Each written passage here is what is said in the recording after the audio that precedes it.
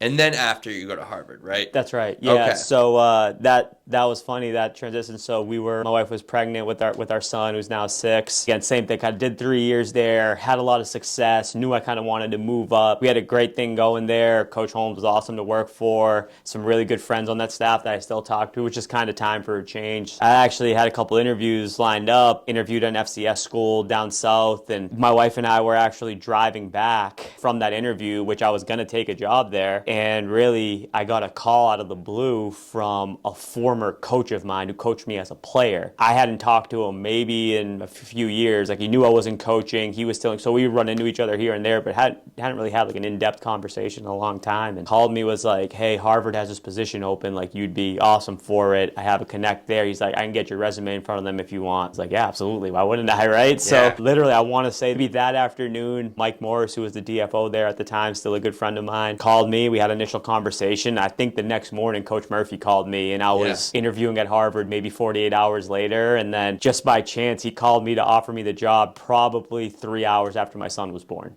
So it just kind of worked Wow. out, kind of full circle moment there. We're moving back to Massachusetts, having just had, our baby boy, and it was tremendous kind of whirlwind of events. It was wild, it was crazy, but it was awesome. And if you want to talk about what it was like coaching under Coach Murphy, because legend amongst New England, you had 5 seasons under him. Yeah, well, yeah, one was COVID, so technically 4, but yeah, Right. 5 years. Yeah, he's a legend, right? Like, he's winning his coach in Ivy League history, and there's a reason for that. Tremendously organized, did a great job with just running a football program. Cared about our families and made sure that we had time for life outside of football, and learned so much from him just from being a head coach, right? Like, you're running, especially at that place like that where there's so much involved with how public of a job it is, alumni, campus-wise relations, things like that. But yeah, that experience was awesome. What was it like going from D3 to FCS? Yeah, so you think you have all the answers. You're a D3 coordinator at 25, 26 years old, and you have success, and then you get into that room, and like, there's a lot of smart dudes in there, So those guys are awesome. I still talk to them all the time. A lot of the coaches I work with there, and learn so much from, not just from an X and O, because obviously there's the X and O's, like more time to do football, right? Like, when you're there, you're coaching and recruiting. That's what you're doing. Where at the Division 3 level, as you know, like, you're doing a lot of other things too. So, but also just learning recruiting at that level, at the high. I never really had been at a high academic place, right? So learning how that works, the recruiting aspect of it, recruiting on a national stage. Like, I Yeah. recruited the West Coast, so being out on the West Coast for 3 weeks at a time in the spring and in the winter, and God, yeah, I just learned so much, and really just kind of, you just dive right in, and a little bit's kind of fake it till you make it, right? So,